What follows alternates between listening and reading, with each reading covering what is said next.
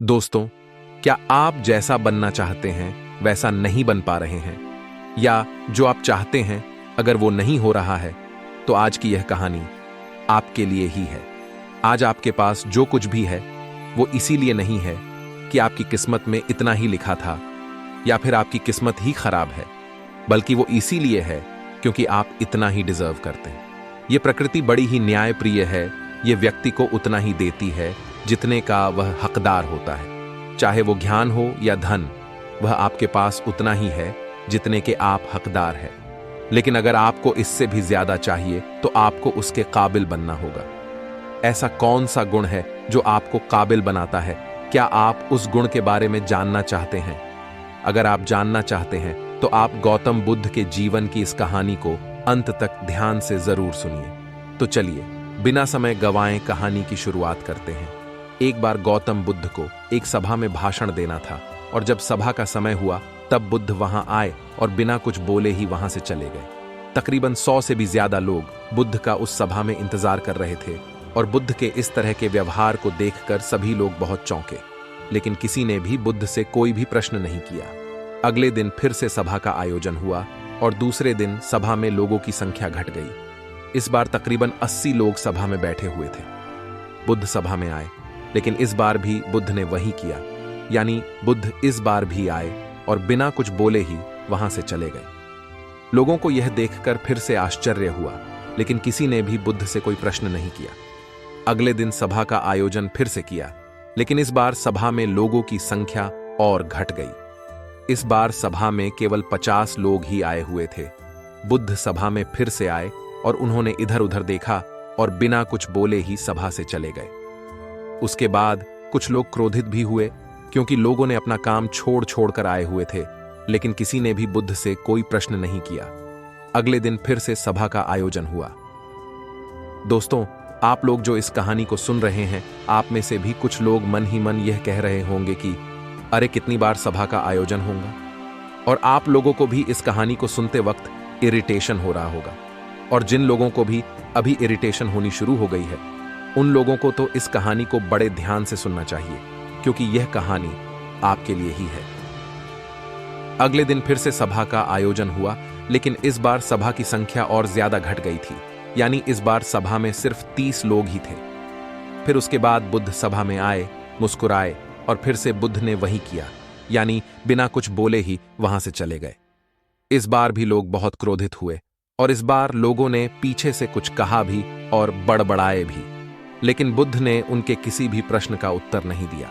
अगले दिन फिर से सभा का आयोजन हुआ, और इस बार लोगों की संख्या बहुत ज्यादा घट गई थी, यानी इस बार सभा में कुल मिलाकर 15 लोग ही आए हुए थे। इस बार भी बुद्ध सभा में आए, लेकिन इस बार बुद्ध अपना आसन ग्रहण कर लेते हैं। फिर बुद्ध बोले, और बुद्ध ने उन 15 लोगों को उपदेश दिया, और वे 15 लोग ही बुद्ध के भिक्षु बन गए, और आगे चलकर उन 15 लोगों ने ही बुद्ध के ज्ञान को अलग अलग दिशाओं में फैला दिया। फिर एक दिन बुद्ध से किसी ने पूछा कि बुद्ध, आप कई दिनों तक बिना बोले ही सभा से क्यों चले जाते थे? फिर बुद्ध कहते हैं कि मैं उन लोगों को खोज रहा था जो लायक थे, यानी कि पहले दिन 100 से भी ज्यादा लोग आए हुए थे। उन्हें मेरे उपदेश से कोई भी मतलब नहीं था, वे बस आ गए थे, और उसमें से ज्यादातर लोग सिर्फ देखने और सुनने आए हुए थे कि सभा में क्या होता है। वे मेरे काम के लोग नहीं थे, क्योंकि वे लोग मेरे ज्ञान को औरों तक नहीं पहुंचा सकते थे। मुझे तो उन लोगों की खोज थी जो मेरे ज्ञान को जन जन तक पहुंचा सके। कई दिनों तक सभा से बिना बोले ही मैं इसीलिए चला गया, क्योंकि मैं यह देखना चाहता था कि वे कौन लोग हैं जिनके भीतर वास्तव में प्यास है। जिन लोगों के भीतर में वास्तव में प्यास थी, वे लोग अंत तक जरूर रुके, और जो लोग बस ऐसे ही आ गए थे, वे लोग पहले या दूसरे दिन ही चले गए। जिनके भीतर धैर्य था, उन्हें मुक्ति का मार्ग भी मिला, और जो लोग जल्दबाजी में थे, वे लोग अब घर में बैठे हुए हैं। सवाल यह नहीं है कि मैं तुम्हें क्या दे सकता हूं, बल्कि सवाल यह है कि तुम क्या ले सकते हो। तुम्हारा पात्र कितना बड़ा है और कितने के तुम हकदार हो। जितने के तुम हकदार हो, उससे ज्यादा तुम्हें नहीं मिलेगा। फिर वह व्यक्ति बुद्ध से पूछता है कि बुद्ध, लायक कैसे बने? फिर बुद्ध कहते हैं कि धैर्य के द्वारा। जिस व्यक्ति के अंदर धैर्य है, वह अपने जीवन में कुछ भी पा सकता है।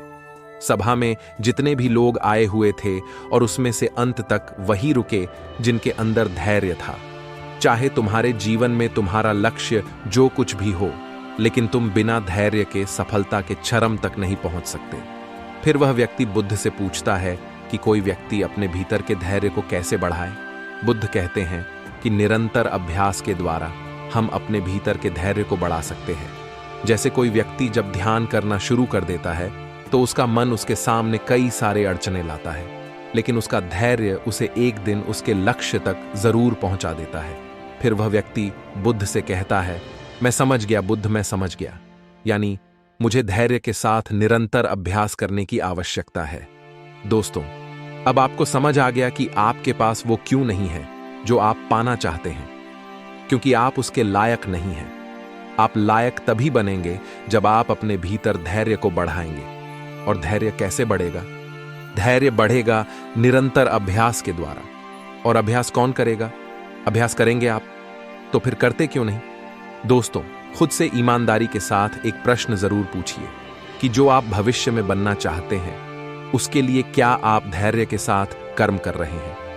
अगर उसका उत्तर नहीं है तो अपनी असफलता के लिए जिम्मेदार आप खुद होंगे।